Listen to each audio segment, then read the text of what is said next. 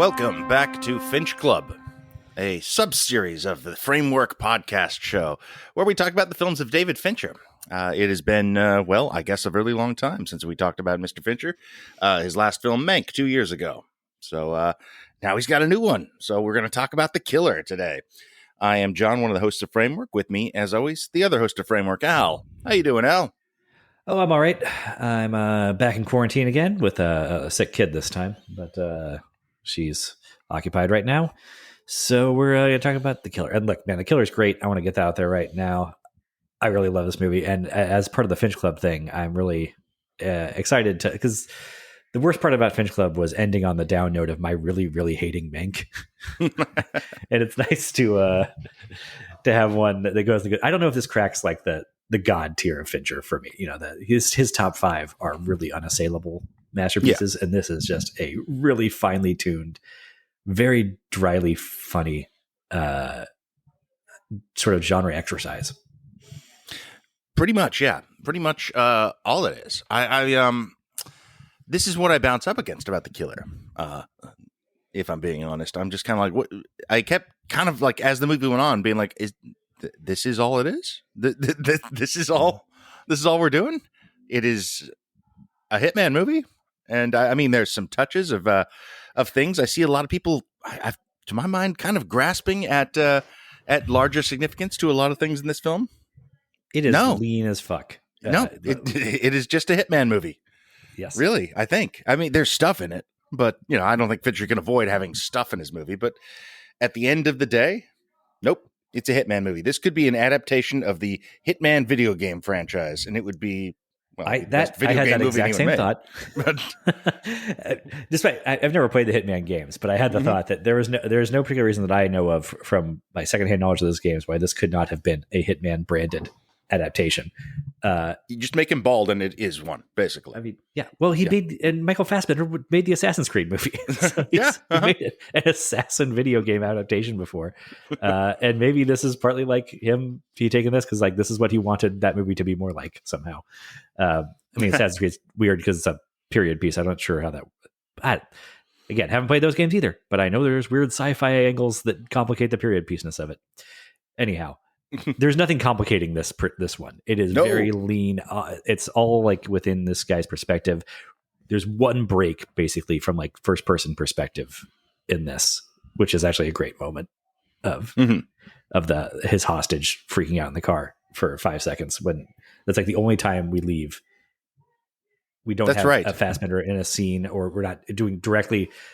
It's either Fassbender's face is on screen or it's directly we're seeing what he is surveilling. And it almost feels like, you know, they're just breaking that rule because it makes the scene better. You know, it's a moment of tension in the scene. You know, and the point of this is to do Hitman sequences. You know, like we're not really. It doesn't matter that we leave his perspective for this moment. It doesn't break the film at all because it's all just in service of, well, this scene works better that way. That's great. And he does this better than anyone. But I feel like the Fincher film this resembles to me is Panic Room. You know? Well, it's technique and style and like, look at all the filmmaking I can do here.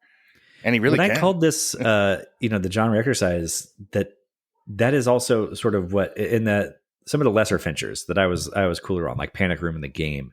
Mm-hmm. That is sort of what, you were our guests that might like those a little more would say about those, that these are just genre exercises and he's really good at that. And I wouldn't mind seeing him do more of it. And this just to me feels like there's been some leveling up of the filmmaking since then. I don't know. In a way I can't totally sketch out for you. But well, this is an exceptionally made film.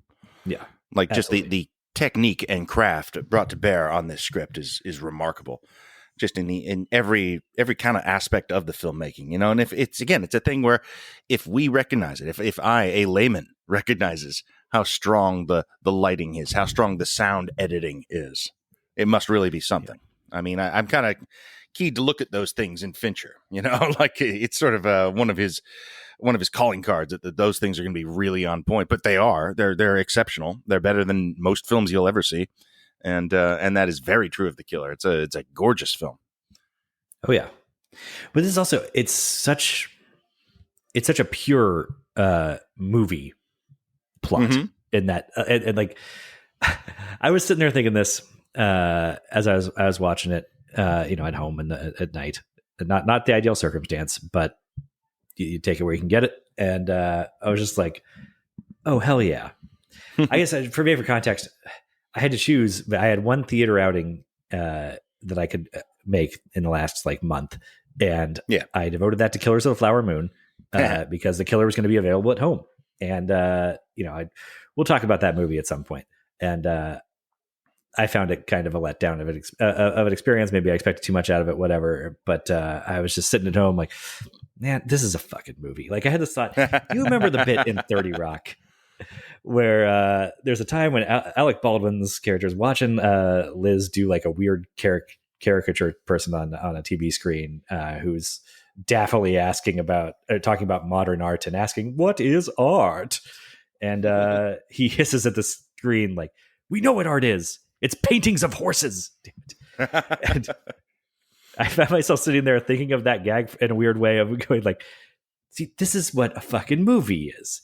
It's about an international assassin with a weird ascetic code that spouts Nietzschean philosophies, fucking up a hit, and then having his employers trying to hunt him down across the globe while he gets into fights and stabs people and breaks necks and uses aliases.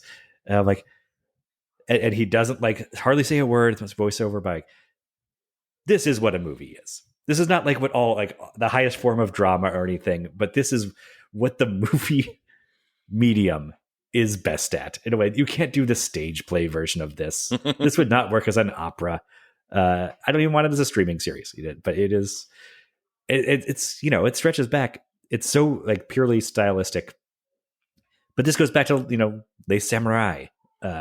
Sure, yes, and into the modern day, you can on the more contemplative artsy side of it, you can go all the way to The American with George Clooney, or you can go the pulpiest route and do John Wick.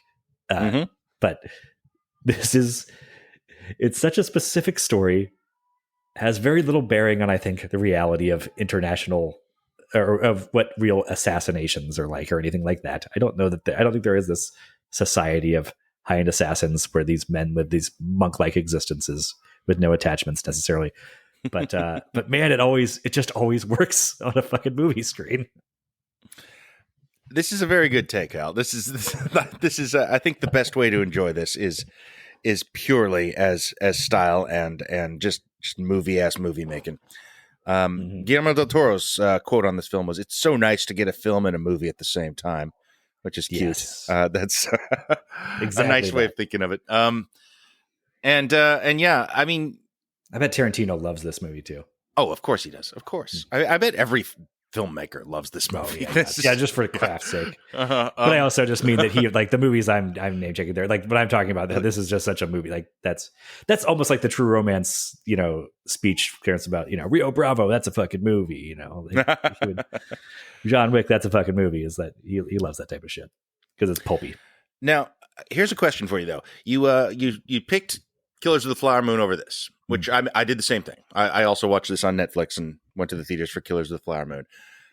Do you regret that at all? Do you wish you'd seen this in theaters? Yeah. Well, okay. That's what I did have a thought. I was like, man, it would have been great to see this in the theater. Ultimately, I do feel like, whatever my rating of Killers of the Flower Moon is, I feel like I am enough of a cineast that I did need to see that as homework. And I had to see it in that way. I don't regret giving. I mean, Scorsese's you're not going to regret giving Scorsese 4 hours. Yes, of course, but he's earned that time, even if I have some gripes about how he used it. Right. And I wish I could have done both. That's what it comes down to. And like, in the reality of the situation, no, I wouldn't switch them if I had the chance. But it's only because Killers of the Flower Moon wasn't available in this format. Right. If Killers of the Flower Moon had been available on Netflix, then yes, I would have switched those two experiences. If only because I wouldn't have had to take a half day off work necessarily. Yeah, absolutely. To do a 4.5 hour, 5 hour, round trip experience. Yeah, that scheduling, getting out to see that was a real pain in the ass, no question. And this is a killer. Hour 59 minutes, like the perfect movie length. Ideal. But here's what I was thinking watching this. I actually think this is extremely well suited to Netflix.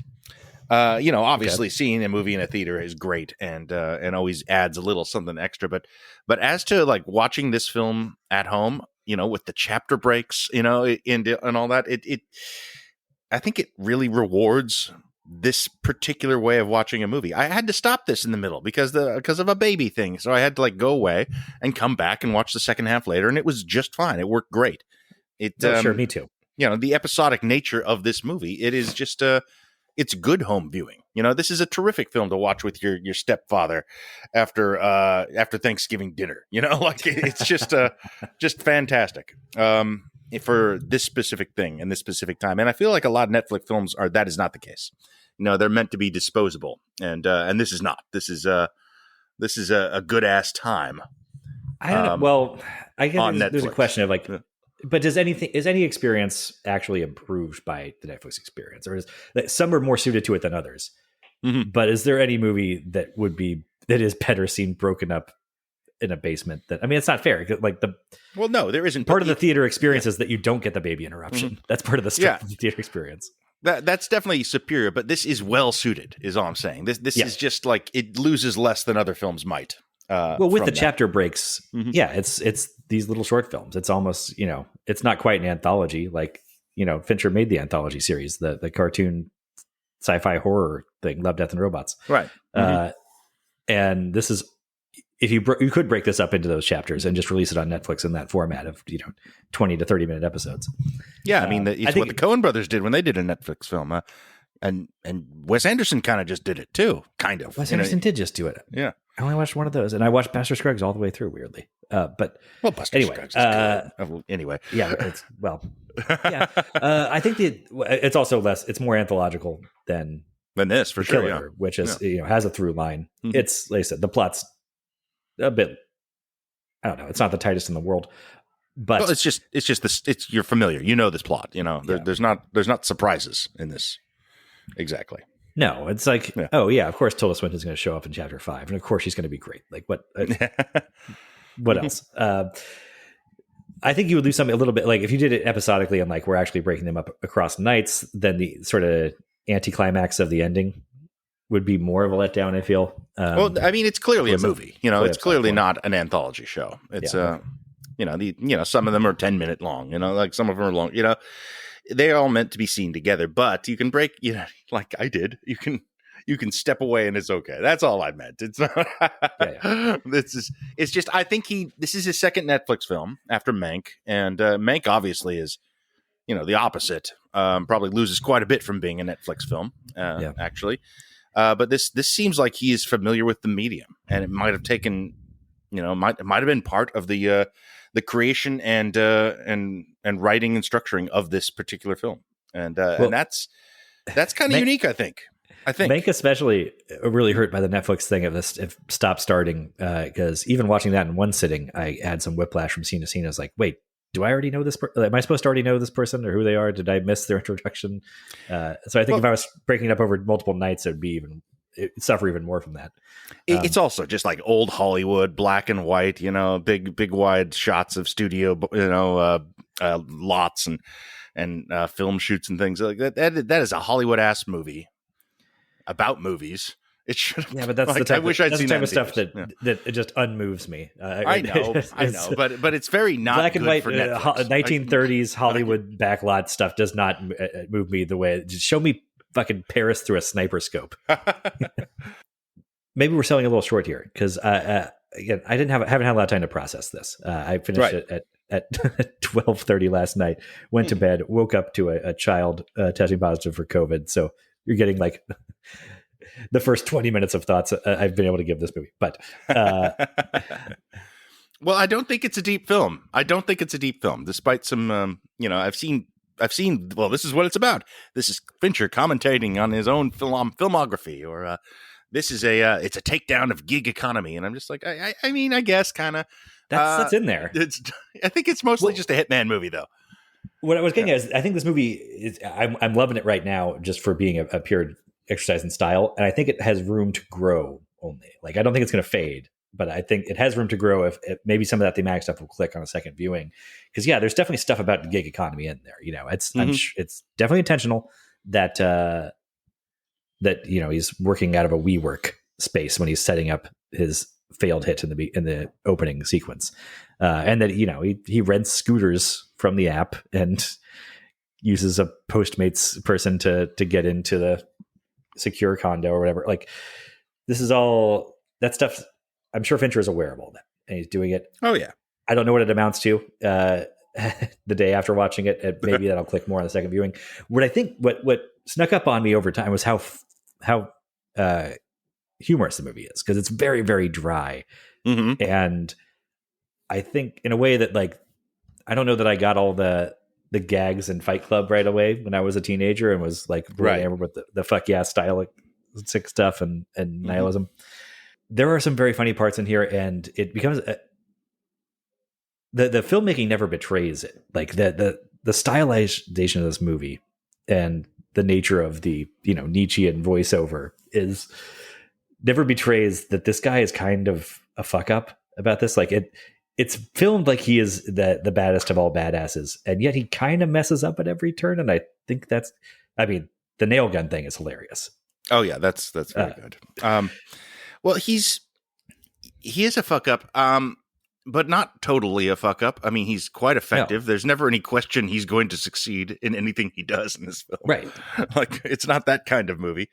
But no, he's going to win that fight when he gets into it. But he also, like, the hard-boiled voiceover will be also kind of derailed, where he's like, "Yeah, fuck, this pit bull looks a little, like, maybe she weighs a little more than I estimated at the drugstore when I was buying the sleeping pills." At least, that doesn't derail his mission. Exactly. It's not going to be a thing where he's comically mauled by that pit bull because he miscalculated. It's just going to subtly undermine the cold professional. I don't know. He's a Michael Mann protagonist in a way. Like, we're just starting. Yeah, we just talked about Thief, and I was just like, oh, it's another process movie. Yes. Uh-huh. Yeah. And we'll put this out before the Thief episode even. Right. But like, there's a lot of overlap there, except that man protagonists actually are that good. Yeah. Mm-hmm. And that professional, that clinical. And this guy sort of styles himself after that. But he's coming up short just here and there. He wants to say that there are these hard and fast rules, that he knows anatomy so well that 3 nail guns in the chest of a guy at this age, non-smoker, I'll probably this should be about 6 or 7 minutes, and fuck, he's dead. Yeah, that's a good bit. Yeah, and I mean, even just the opening 25 minutes of this movie is preparation for the Paris hit, and he's doing tropey stuff. The voiceover is very tropey, and he's doing push-ups and yoga and doing very specific weird things, talking about McDonald's sandwiches and we've seen like American Psycho-ish kind of stuff, but also just process oriented. Like, this is what he goes through. You need patience to be a hitman. You need to do this and this. Okay, this kind of glass. Well, I got an answer for that. And then he fucks up the hit in like the stupidest way. Like this the absolute most avoidable mistake he could have made. He just misses the shot. Well, he lets the woman walk in front of the shot. Like, it doesn't even miss. She is right near him and moves in front of the shot as he takes it. You could have just waited till she was away. Like, it's complete amateur hour there after all this setup, and that is I think comic, but also it's sort of underlines that all his sort of stuff is self delusion, and I guess what holds me back on this movie a little, like the reason I my first hit on it is kind of just like, that's it. Is I'm kind of a big story guy. I kind of like story, number one for me in a movie. And this one is just like, well, he's gonna keep killing people. He's got a list, and he's gonna go through the list, and he's gonna kill people, and that's how it's gonna be, and that's all good, well and good. It's a lot of pleasure to see in that, especially the way it's presented. But there is also a sense that nothing has consequence. At least not for him. Yeah, and then, that is something that holds me back on like the John Wick series to a degree. Right. is I can see that. without even having seen the sequels, just getting 45 minutes into the first one and being like, this rules, this rules, this rules. Oh, but also it's just going to be this. Like there's no credible threat that he's going to lose a fight anywhere. Like, no, I think that's why I like the first one so much. Yeah. But yeah, the first one kind of plays with that. It has some fun with it. Yeah, I don't know. It's kind of the way here. Like I said, if there's a way we can describe this where it sounds like it is more of a spoof, and this is about that he is like the Seth Rogen character from Observe and Report. Right. He has these delusions, but no, he is like he's 75% of a Michael Mann protagonist of Neil McCauley or whatever, just or Tom Cruise in Collateral, that has these rules that actually function and work. And what's interesting about Fincher, I mean, the way that this is such a Fincher movie, why it fits so great in the Finch Club thing, is that it's really obvious from the opening sequence, even like, okay, this is how this is a David Fincher movie. This is a perfectionist who is all about. I mean, there's a line about this job is all about redundancies, and part of his mantra is don't improvise.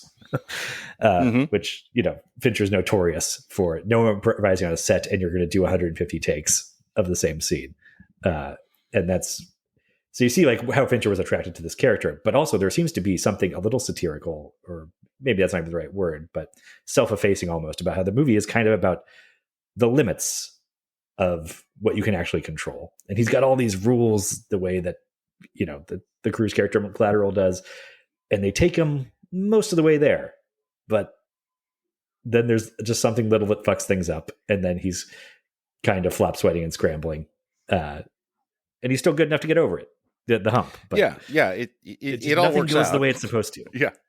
And the point is supposed to be that everything's supposed to go exactly the way it's supposed to, and at no point does it in this movie does it ever actually go that way. Well, and I mean he contradicts almost everything he says at some point or another. The big one, of course, for me, aside from just like when he fucks up the timing on something like that, that's funny. But like he fucks up on never have empathy. That's like one of his big things, and he repeatedly has empathy, and even letting the guy go at the end, I'm almost like, well, why? Why? I guess because he's the rich man is all it took. It had thematic importance, but like for this guy, there's no downside in killing that guy at the end. I suppose from a purely plot level, it's okay. You're going to get the most heat from killing this celebrity. Yeah, he says that. But right. And fine, fair enough. Yeah, but I didn't quite buy that either. I mean, I agree with you. Like, and I think that's one of the things that a second viewing would take for that to make hope click, because I didn't see a strong, clear thematic reason why, or plot reason why he suddenly lets that one go when he was so ruthless in all the other ones. Yeah. Or even the way he handles the Tilda Swinton one, which is an excellent scene, but he could have just shot her in the head from across the street. Yeah, and she calls that out. Yeah. That, but of course we want that scene. So maybe that's Well, that's the thing again, because it's just like, well, the good version of this movie has that scene, so it's going to be in here, and we're going to ace it. It's going to be really well performed and written, and you're going to love it. So I'm glad it's there. It's just I guess the I don't know. I feel like I'm definitely gonna be coming off colder on this than you and most people have seen this, even though I really liked it. I thought it was a very entertaining movie, and I look forward to seeing it again and think it's pretty cool.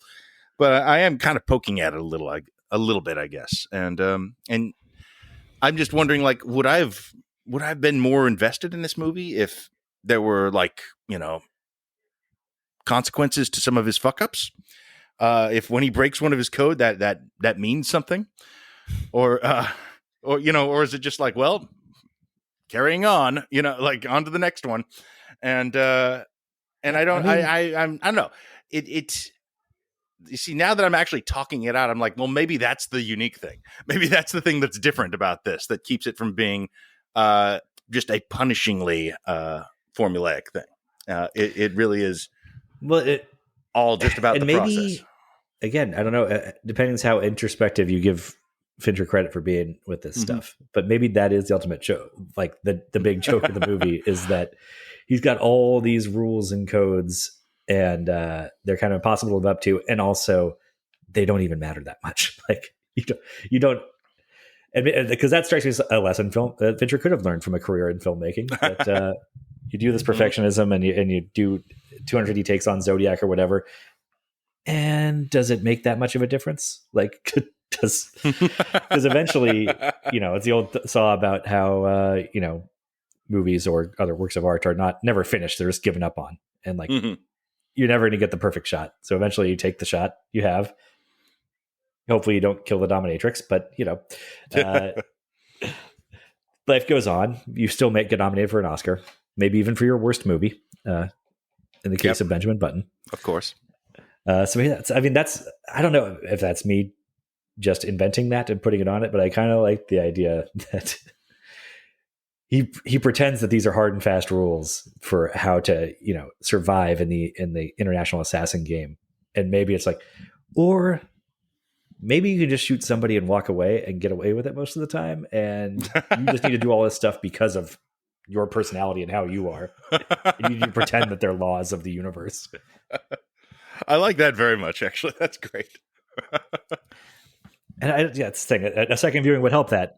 I don't think the movie is like, I don't know. Again, this is one that's probably, yeah, you're right. It can only go up in repeat viewings, because if that stuff is like layered in and apparent on a second viewing, great. If it's not, that's fine too. It's sort of because there will still be that fight in the middle. Yeah, it's still going to have all the very successful genre exercise stuff that he's doing. It's still going to be an entertaining, funny thing, and yeah, that fight in the middle. That just kicks ass, and it feels like the movie realizes, like, oh well, we need this kind of scene now. We need something that's a little bit thrilling, a little bit more from a different kind of assassin movie. Oh, you fucked up the stealth aspect of this mission. Yeah, now you have to fight it out. Yeah, and thank God, like it gives the movie a whole different character because it goes that route for a while. I mean, I also felt like I was reminded of the last time Michael Fassbender was in a situation like this, where he's on the losing end of this type of fight in Haywire. Yes, it very much reminded me of Haywire. Yes, which is another one of these types of movies. That's what this is. It's kind of a Soderbergh type film, isn't it? Yeah, well, I mean, there's not like one type of Soderbergh film. It's one of his sub genres that he dips into. This is what if you told me Soderbergh was making a Hitman film, this is what I would expect. Almost more than Fincher, actually. I mean, now seeing it now, it's obviously a Fincher film, but like if you were to just describe what it was, I'd be like, oh, that's a Soderbergh movie. Well, yeah, it's Haywire. It's not really a different movie than that. I guess. I mean, the only difference there is that she's like more of a government agent that gets burned.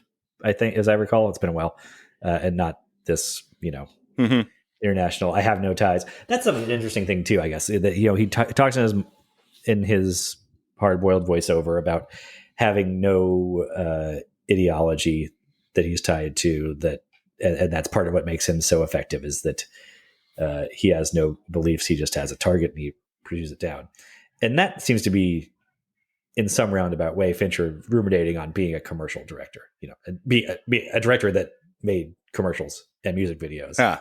And, he lacks, I mean, he's as much of an artist as anybody, and definitely as much of a craftsman as anybody you want to name, but he lacks the pretension. He's skeptical, I guess, of art. He's very aware of art as commerce because he's been on every side of that possible, it feels like. Yeah, I mean, maybe that's partially why you're, conscious of how the film will be viewed on Netflix mostly, and right towards that. Like he's very, I hadn't actually thought of that because we think of him as such a craftsman, but you're right. He doesn't do the kind of film Scorsese does. He does not do things that you would say are deeply personal. Yeah. No, well, and maybe that's partially also why I feel like Mank was such a bad fit for him. Like, I don't want this from you. This is, I don't know if I buy this from you. I don't buy Benjamin Button from you because you're not that type of sentimental filmmaker. You're a hired gun going through those motions. Yeah, go make a Michael Douglas thriller. Go make a serial killer movie. You know, like that's. Well, he's and great those at are serial where killer he movies. excels. I think that's serial killer movies. I think maybe just because serial killers are. I mean, that's. By the way, I thought I knew nothing about this movie going in. Yeah, I knew there was a David Fincher movie coming out. It's gonna be on Netflix. I'm like, great. I'm gonna watch that day one. Doesn't matter what the plot description is. So I never read it, never watched the trailer, nothing. I thought this was about a serial killer. Well, I mean, he kind of is. No, but you know what I mean. A thrill, Yeah, somebody who does it for his own, not for cash. Right. An enthusiastic amateur. But and then I turned on. I was like, oh no, this is a movie. this is an international assassin goes to war against his employers type of movie. Awesome. Then that's different. But I think that the thing that draws Fincher to this material and to serial killer material is that serial killers are fastidious. That's in the voiceover here directly talking about like, well, I'm not a genius. I'm just like really detail oriented and I don't mind boredom and repetition. Mm-hmm. But he says I'm no genius but I am fastidious. And that's part of what makes me good at this. And that seems to be the aspect or the thing about serial killers that draws Fincher to them. Right. It's not the compulsion. I mean, it's the Michael Mann thing again, you know? Mm-hmm. I mean, the compulsion sort of, well, it exists for serial killers, not for hitman per se. Mm-hmm. But the compulsion to kill for a serial killer leads to process, leads to the fastidiousness. And that is what is of interest. You know, like that is why they are fertile ground for him, is because he can show them planning and figuring things out, as you can do with the men out chasing them. So yeah, that's an interesting distinction, because I do think Fincher is, like, at this point, obviously probably the best chronicler of serial killing in films, you know, of that particular trope or style of movies, like between, like, you know, what we Zodiac and Seven and Mindhunter and, you know, even Dragon Tattoo. Yeah, it's he's just doing it at a higher level than just about anyone historically. Oh yeah, I mean, you mentioned Mindhunter. We should definitely highlight Mindhunter because it's the most forgotten of them, being a Netflix series, so it kind of disappears into the ether. But it allows him to do that, you know, look at that compulsion in so many different forms, you know. Yeah. And draw the comparisons between them, like that. Yeah, these guys all have their own particular method, but they have to follow it and follow it so closely. They have that in common. That's interesting. Yeah, I hadn't thought of that actually, but because that you can put that onto his non-serial killer films too. You know, process and figuring things out, and like this is how you structure the game, or this is how you know, this is the shape of the panic room heist, and you know, things like that. It's all about a grand plan and a scheme, and here's how we execute on the scheme. So I guess Panic Room is the closest sort of sibling to the killer in the Fincher oeuvre, right? Well, you know, they say this is the most self-referential thing he's made, and you can see kind of ways to contrast this with the likes of Fight Club very easily. You know, but yeah, I think so. I think Panic Room. I think at the end of the day, it's taking a genre story through its paces. There's that, and I'm also now thinking specifically about, it's one of the only ones that is not about well, maybe not the only ones, but one of the fewer ones that is about a plan getting fucked up, or not things not going to plan.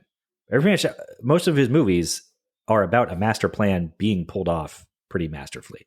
That's whether that's John Doe's plan in Seven or Tyler's plan in Fight Club. You know, even Dragon Tattoo. It's a little both ways, but they figure it out. I mean, Elizabeth's a superhero that sorts it all, everything out.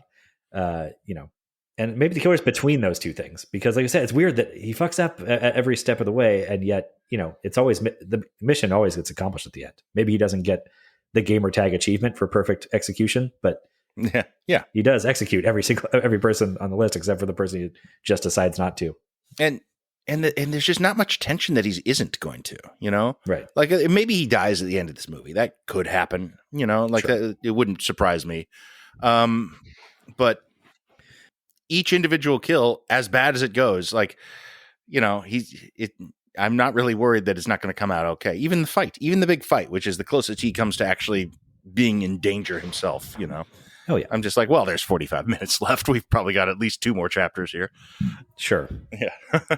Yeah. I mean, there's part of the movie brain where you just know, okay, well, that's not, it's the first hour. Nothing's going to happen.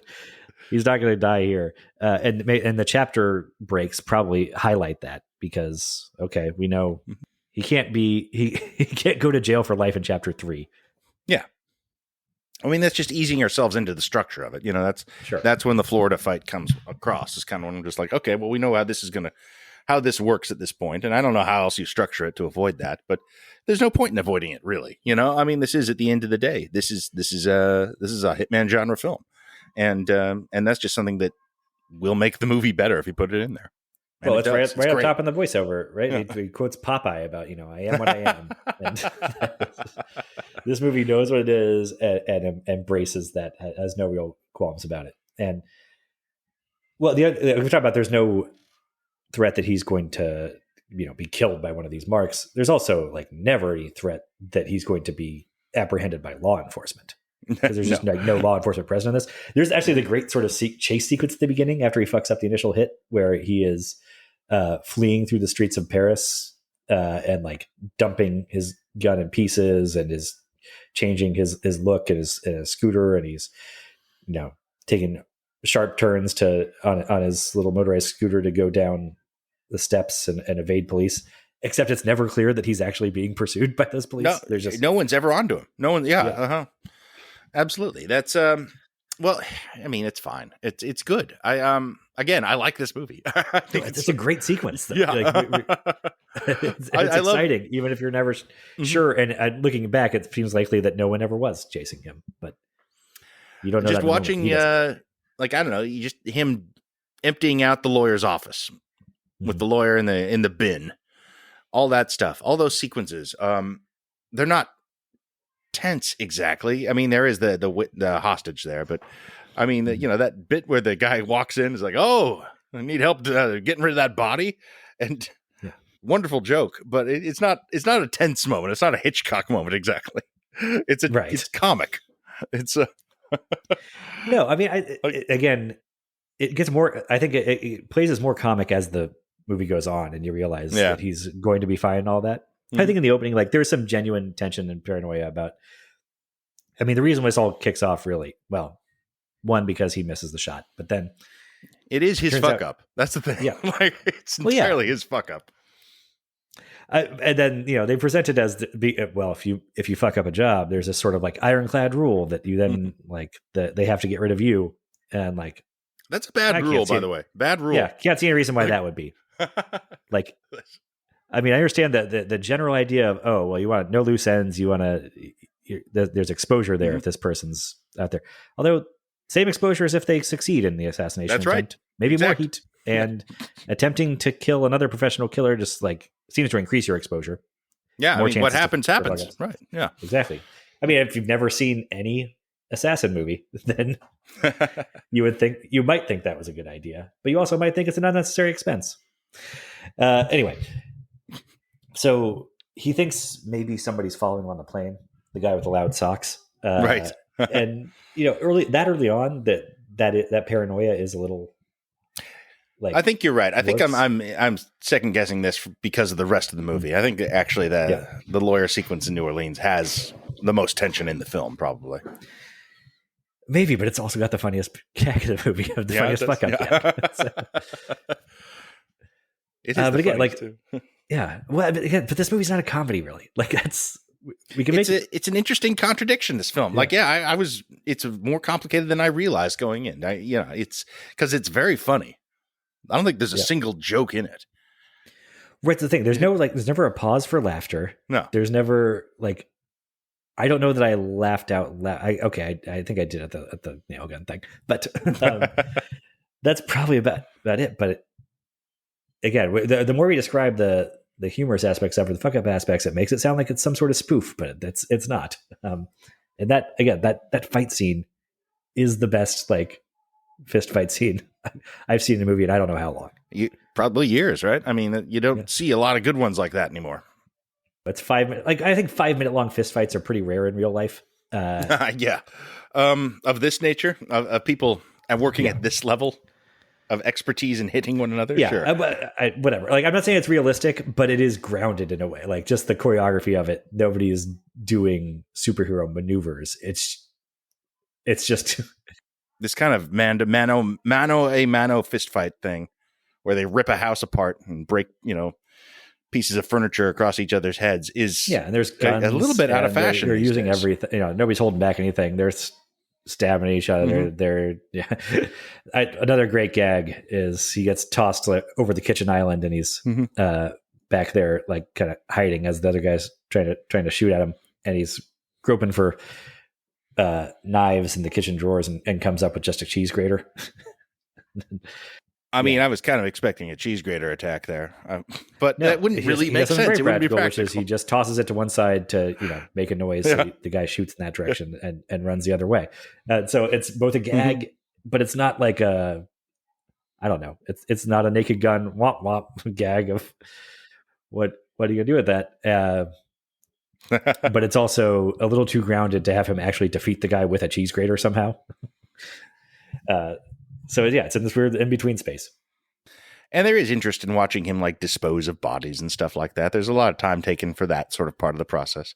All that's good. But it also kind of reiterates that this is serious in its way. It's not a joke, even as it's funny. It's all kind of presented as really happening and not heightened in any particular way, even if it is incredibly well shot and lit and etc. It appears to take place in our world. Yeah. And I think that's maybe that's what it is. Maybe that's what this guy is. He is a version of the hyper competent super assassin that would exist in the real world, where his bullshit is kind of, it might be effective to an end, but it's also, also bullshit. It's also kind of like, well, he's seen Thief, he's seen other Hitman movies and has based a lot of this off of that. Well, his idea of what an assassin should be, because that's not really a school you would go to, right? These laws, like almost laws of physics. Yeah. You have to do it this way to survive. I'm like, I don't think this is such rarefied air. Like, there's not really a template for how to do any of this stuff. There's no finishing school to learn the quote unquote proper way to do this. And also everything is so like changes so much in the modern context. Like, whatever. You would change that curriculum drastically every 5 years. So of course, like how to evade whatever digital detection and CSI stuff changes so much that it always does. I mean, this movie's certainly about this guy fooling himself to some degree. I don't know how much of that is actually in there again, because I just watched it. But right now that's where I'm waiting on it. That it's sort of about this guy's got 67 redundancies and fail safes built into every job, and 65 of them are totally non-starters. Yeah, just total waste of time. Waste of his time. And then there's 2 of them that might matter, but you don't really know which one's which. And maybe that's Fincher's sort of defense of his own methods.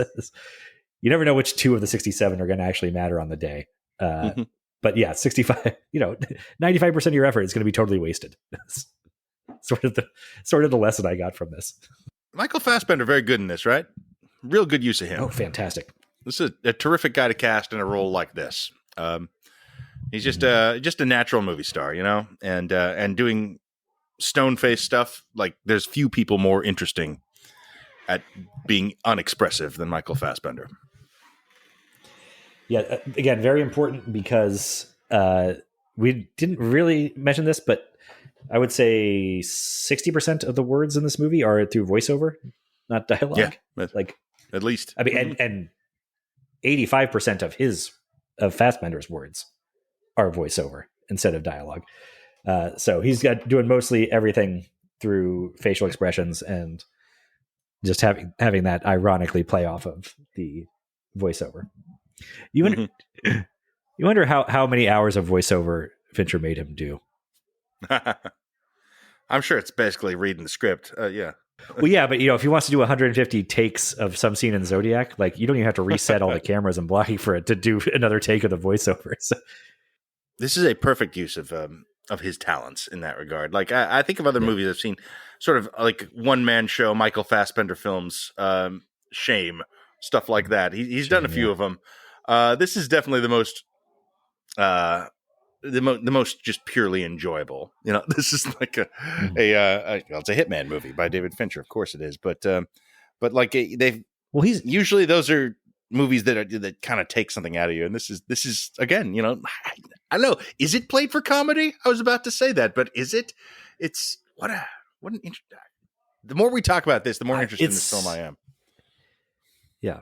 Well, I don't know exactly, because I'm not sure how much it's played for comedy, but it's definitely more humorous than Fassbender's other Hitman movies, of which he's done several international Hitman movies. Have you treated Assassin's Creed, and Haywire, and X-Men First Class? He's hunted down a lot of people in a lot of countries to murder them. Well, he's good casting for it, obviously. Yeah, he's done this before. Yeah, which I guess is why you cast him in something that is like this. It's using his exact talents. Interesting casting. Tilda Swinton in this, as also a hitman. Yes, but a counterpart hitman who's semi-retired and has given up. Sort of realized that maybe the ascetic monk end of things is not necessary, and kind of counterproductive to actually enjoying the lifestyle that you're devoting yourself to. Mm-hmm. She's an Epicurean assassin. It's an interesting take for, you know, kind of one scene role, pretty much. You know, 1.5. I do love that she was paired with the Florida man. I think that's really funny that they work together on this. Like, I mean, it would sort of break the film a little to show them together at all, but that would be fun. Yeah, that she was in a Coen Brothers movie there for a while on the side of the screen. Yeah. But also, even that, like, it sort of underlines for me how this elite cabal of assassins is also kind of like maybe not that great or not that efficient, like a little bit sloppy. Maybe. Well, that's the gig economy when thing. When you subcontract sort of everything. Yeah, the gig economy thing. You get whoever's available and not the best ever. You know. And I mean, ultimately, I guess you could say the entire like burn everything to the ground playbook that they're going off of when they go attack his house in Dominican Republic is a self-defeating kind of nonsense corporate policy after a fashion. It's just sort of a just bad oversight, and because they're just going by the playbook that doesn't serve them. I don't know if this means anything. Yeah. Again, that's what we'll have to see if that actually connects to the gig economy stuff in some way. We'll have to rewatch it, but we don't mind doing that. Oh, yeah. I don't mind doing that. No, that's right. This seems like a very rewatchable stuff less film. and less these days, but yeah, definitely does. So anyway, Finch Club, where do you have like a ranking for this? Do you know where you it's like right in the middle, I think. I think it's right in the middle. Like it's under the great ones, above the middle ones, you know, above the other ones, I guess. I think it's like number 6. The top 5, I think 7. If I recall correctly, our top 5 was exactly the same, and that we had, you know, Fight Club, Zodiac, 7, Gone Girl, Social Network. That's like unassailable. This is outside of that tier. Yeah. But I think it's sort of like pretty handily above the next one to me. I think it's sort of in its own middle space. Maybe with mine. I don't know. I like the game more than you. It's somewhere with the game for me. Yeah. It's hanging out in around game territory. See, I put this significantly above the game and Panic Room. Maybe just because it has more of a sense of humor. I feel like it's much better than the Panic Room. Even though I said it's similar, it's a better film. It's nice. And if I'm a little worried, like, well, maybe Fincher doesn't really have much else to say, you know, watching this, because this just seems like genre exercise. Let's make a thing for Netflix. After I did Mank, so here's just a Hitman movie. The sort of thing you like. But if he just keeps making movies this good and this entertaining, I don't see a problem. I think that's just fine. If this is what he wants to do, I'm all for that. That's totally fine, because if you are an artist with things to say, that makes you a lot more prone to the Killers of the Flower Moon. No, but maybe to Manx, I guess. Okay, yeah. And yeah, so I think it's great, actually, that if he wants to just make shit like this. I think it's kind of great that he's a little mercenary, that he's non-ideological. You can be, because that lends a ruthlessness to things, because he's so good at pursuing a point, taking somebody else's point. Like Gone Girl is so great because of this exactly. That it's not his ideas about marriage, but he can present them in this most ruthless way that fits that story perfectly well. And that makes movies, or can make movies more I guess effective, more they can hit even so much harder than deeply felt personal works in a way. They can be colder about things, I guess. And maybe for Fincher, that's what we want. Maybe we want the technician. Right. I want the technician out there for sure. I don't want everybody to be a Fincher necessarily, but I also don't want everybody to be a Tarantino or, everybody to be a Scorsese, I guess. No. I mean, obviously that's, well, I don't know. What do you want to see him do next? I guess just, who knows? Whatever he wants to do is always the best answer in these cases. It's almost not even worth asking. Well, whatever he wants to do, do that. That'd be good, Fincher. Yeah, whatever they're into. Obviously, there's holes. Again, it's that you can have all these rules, but not all of them work out all the time, and sometimes they're going to give you a mank. I'll take a mank if he wants a mank. Mank is not the disaster you make it out to be.